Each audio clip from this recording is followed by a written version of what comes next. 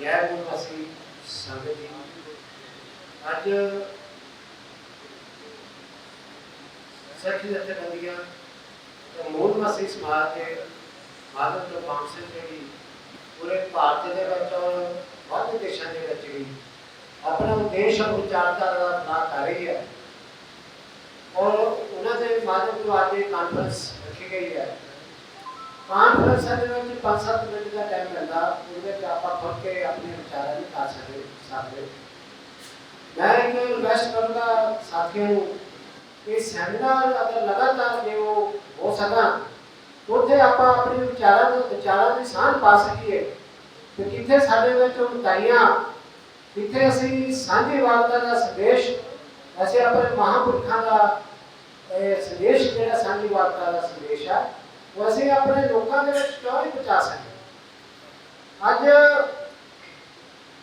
जिस हालात के मूलवासी बहुजन समाज गुजर रहा उसका इको एक कारण है इस देश में जाति व्यवस्था वाली व्यवस्था। साढ़े गुरुओं महापुरखों ने इस देश के जाति व्यवस्था वाली व्यवस्था के खत्म कर दी। 10 गुरुओं ने और जोड़े होर भी साढ़े गुरु सी और राष्ट्रपिता ज्योतिराव फुले तो लैके बाबा साहब डॉक्टर भीमराव अम्बेडकर साहब बख्शियां तक आज 5 साल लगातार संघर्ष कर रहे हैं इस देश जाति व्यवस्था वाद व्यवस्था का खत्म होना चाहिए और भाईचारा निर्माण होना चाहिए और वो भाईचारा निर्माण अज तक कितने दिखाई नहीं दे रहा। 15 अगस्त 1947 की जी आजादी है वो इस देश में SC ST OBC और मिनोरिटी वो भी उन्होंने आजादी नहीं है आजादी 10% ब्राह्मणों की आजादी है। मैं तंचा मेरे तो पहला स्पीकर बोल के गया अगर तुम दुश्मन को टारगेट नहीं करोगे तुम कभी भी सफल नहीं हो सकोगे। तंचा बुला ले दुश्मन की गल करके गए पर दुश्मन कौन है वो टारगेट नहीं करते और एक बहुत बड़ा खला है तुम लड़ाई लड़ना चाहते हो लड़ाई किन लोगों के नाल लड़ना चाहते अगर उसका नाम ही लोगों को दसोगे तो लोगों को कितों पता लगू। स्पीकर और एजुकेटर जिहड़े हुंदे आ प्रोफेसर जिहड़े यूनिवर्सिटी दे हुंदे आ वो दसदा तुहाडा दुश्मन कौन है। अगर असीं वो दुश्मन नूं नहीं दसांगे असीं इह तां रौला पाई जांदे आ कि इस देश दे विच मूलवासी समाज और सिख जथेबंदियां वो सिख जिहड़ा पूरा सिख सख्त है गुलाम है तो एक पासे से गुलाम है तो जिहड़ी आजाद तुहानूं गुलाम किन्हां लोकां ने बनाया वो गुलाम बनाउण दा ढंग की है उन्होंने व्यवस्था का निर्माण किया वन व्यवस्था का निर्माण किया ब्राह्मण खत्रिय वैश्य शूद्र अति शूद्र सिख संगत है वो किस पढ़ा किस सेक्शन के बच्चे होंगे वो उन्होंने पता सारा मैं ये नहीं कहता उन्होंने पता नहीं पर मतलब अपने अपने उस कोदे आ चीज़ अगर इस देश के मूल भागवत ने कई बार क्या हिंदू सिख मुसलमान जिहड़े वो हिंदू घट गिनती हिंदू उन्होंने हिंदू के दायरे में ला के गल करते हैं। इस देश में हिंदू आ सारे और हिंदू के नाम से इस देश में कोई आवाज नहीं उठाता सिख जथेबंदियां कहते भी असीं हिंदू नहीं है तो पूरे का पूरा जो SC ST OBC समाज जो हिंदू के नाम से गुमराह किया जाता है वो लोग जो सिखा के खिलाफ हो जाते खालसा मूवमेंट इसे करके गई हुई है। खालसा वर्सेस हिंदुस्तान लड़ाई लगी और हिंदुस्तान वर्ड जो मिसलीडिंग वर्ड है इंडिया दैट इज बाहर संविधान के पहले पेज पर लिखा हुआ है इंडिया दैट इज बाहर साडे पुराने जो हिंदुस्तान कहते हैं बार हिंदुस्तान कहने के ना हिंदू राष्ट्र बनाने के विच असीं जिहड़ा 50% उन्होंने हैंड ओवर कर देंगे हिंदुस्तान बनाओ जदों तक साडी भाषा जिहड़ी आ लोग जिहड़ी आ तुहाडी अपनी भाषा नहीं होगी अगर असीं ब्राह्मणों की भाषा बोलांगे तो असीं ब्राह्मणों के गुलाम रहांगे वो गुलाम है। उन्होंने हिंदू जिहड़ा वर्ड है मिसलीडिंग वर्ड है डिक्शनरी दे विच कट लो फारसी का नाम है हिंदू जिहड़ा मुगलों के द्वारा किया हुआ वर्ड है वो ओहदा जिहड़ा डिक्शनरी वर्ड है काफर है कायर है गुलाम है लुटेरे है डिक्शनरी दे विच लिखा हिंदुता के नाम से हिंदुता जिहड़ा मिसलीडिंग वर्ड है ये देश जिहड़ा चलो हिंदू की गल होंदी आ तो पूरे का पूरा जिहड़ा SC ST OBC समाज उन्होंने आपां एक विरोध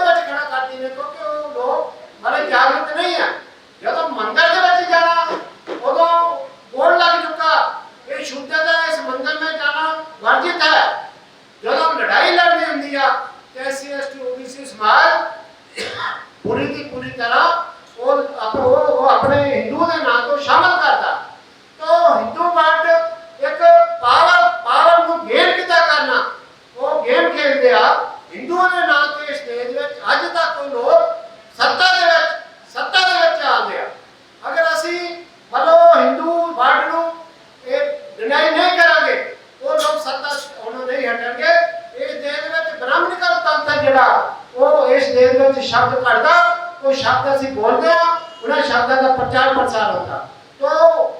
हिंदू जेड़ा वर्ड है मिसलीडिंग वर्ड है, हिंदुत्व जेड़ा मिसलीडिंग वर्ड है। इस देश का ब्राह्मण जेड़ा वो इस देश का राजा उस देश का शासक है। और साडी जेड़ी लड़ाई है इस देश में ब्राह्मणिकल व्यवस्था के नाल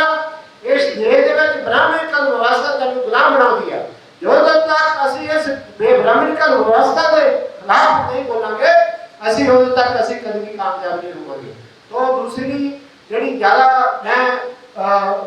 ज़्यादा कोई नहीं बोलना चाहता, भाईचारक सांझ का होना बहुत जरूरी है। भाईचारक सांझ संवाद है जेड़ा कभी खत्म नहीं होना चाहिए।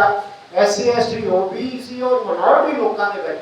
संवाद जेड़ा वो कभी खत्म नहीं होना चाहिए। जो संवाद खत्म हो जाता तो लोग दुश्मन जेड़ा उन्होंने गिराया करता भी इन्हां दा नाता जेड़ा इस सेक्शन के नाल टुट गया, इन्हां कोशिश करो गिराया करने दी। और एक मैं होर गल में कि जेड़ी क्लैरिटी में जितना मेरा व्यू पॉइंट है, सिमटी मंगोगे गुलामी ना लाओगी, सिमटी मंगोगे गुलामी ना लाओगी। दुश्मन कहता है ले लो फैसिलिटी पर साडी आ गल मान लो असे फैसिलिटी दे लैण दी खातर गुलामी जेड़ी अपने समाज ते थोप देने हैं। ये लड़ाई जेड़ी इस दे आजादी और गुलामी दी लड़ाई है। सानू दुश्मन ने हजारों सालों तो गुलाम बना के रखा है। साडी लड़ाई आजादी दे विच आजादी है और इस देश 15 अगस्त 1947 की आजादी है वो इस देश ब्राह्मणिकल लोगों की आजादी है। बाबा साहब डॉक्टर भीमराव अम्बेडकर कहते हैं कि ये लड़ाई जेडी आजादी है साडे लोगों की आजादी नहीं है, ये तो ब्राह्मणिकल लोगों की आजादी है। असीं अज भी इस देश में गुलाम हैं और वो गुलामी जेडी राष्ट्रपिता ज्योतिराव फुले ने आजादी का आंदोलन चलाया सी वो आंदोलन अज भी अधूरा। इस देश में अंग्रेज विदेशी अंग्रेजों के खिलाफ आंदोलन चला, अंग्रेज इस देश में छड़ के चले गए। ये तो ब्राह्मण जेड़ा आर्यन के रूप में ब्राह्मण है वो विदेशी है। अगर असीं विदेशी दे एक्सेप्ट करते हैं, अगर उसका नाम ही पिन पॉइंट कर दे असीं इस देश में जिन्होंने लोगों ने गुलाम बनाया वो लोगों ने दस नहीं है तो असीं जान कित्थों हो जावांगे। तो एक विदेशी तो छुटकारा पाया उन्होंने दूजे विदेशी को जेड़ा देश की बागडोर जेड़ी संभाल के दे गए और दूजे लोग जेड़े इस देश विच वो SC ST OBC मिनोरिटी के लोगों को बहुत बड़े पैमाने गुलाम बना के रख रहा है। आज और जेड़ी प्रेजेंट सिनेरियो ये क्या कहता भी आने वाले 5-7 साल दे विच बीजेपी जेड़ी पंजाब दे विच रूल करूगी। फिर वो पूरे का पूरा सिख बुद्धिजीवी वर्ग और पूरे का पूरा SC जेड़ा IAS IPS जेडे रिटायर होंदे आ वो बड़े पैमाने ते बीजेपी विच जा रहा है। और बीजेपी इस वेले कैपेबल है 117 जेडे आ कैंडिडेट खड़े करने ते वखरी गल है उन्हां दी बी टीम नु अजे उन्हां ने अगे लियागा ताकि जेडी बीजेपी नु वोट देनी पैनी उन्हें बी टीम नु अगे लिया के वोट जेडी आ ट्रांसफर कराई और आम आदमी पार्टी नु इस देश दे पंजाब दे विच सत्ता दे विच लियागा। आने वाले समय दे विच बीजेपी 5-7-10 साल दे विच इस देश दे विच अगर असीं भाईचारा निर्माण नहीं कीता असीं एक समानता स्वतंत्रता भाईचारा न्याय ते दास समाज की सिरजना नहीं की तो इस देश में बीजेपी पंजाब में बहुत बड़े पैमाने पर और बहुत जल्दी इस देश में ग्रह कर जा रही है। तो उन्होंने रोकने वास्ते एको ही मैं कहना भी इस देश में जातिवाद जो जातिवाद है वर्ण व्यवस्था और जातिवाद खत्म करके एक भाईचारा निर्माण किया जाए ताकि असीं एक प्लेटफॉर्म पर आके इस पंजाब और इस देश की बागडोर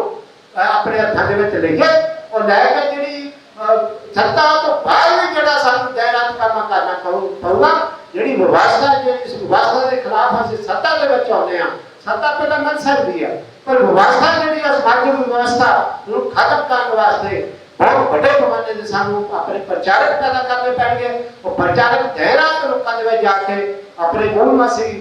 विचारधारा अपने गुरु ग्रंथ साहब की विचारधारा ਉਹਦਾ ਲੋਕਾਂ ਦੇ ਵਿੱਚ ਜਾ ਕੇ ਲਗਾਤਾਰ ਪ੍ਰਚਾਰ ਪ੍ਰਸਾਰ ਕਰਨਾ ਪਊਗਾ ਤਾਂ ਹੀ ਅਸੀਂ ਜਾ ਕੇ ਕਾਮਯਾਬ ਹੋ ਸਕਦੇ ਹਾਂ। ਨਹੀਂ ਤਾਂ ਆਉਣ ਵਾਲਾ ਸਮਾਂ ਸਾਡੇ ਲਈ ਬਹੁਤ ਗੰਭੀਰ ਸਮਾਂ ਹੈ। तो मैं ये गला कहता हुआ अपने पानी ਨੂੰ ਵਿਰਾਮ ਦਿੰਦਾ ਜੈ ਭੀਮ ਜੈ ਭਾਰਤ ਜੈ ਗੁਰੂ ਮਸੀਹ। ਬਹੁਤ ਵਾਹਿਗੁਰੂ ਜੀ ਕਾ ਖਾਲਸਾ ਵਾਹਿਗੁਰੂ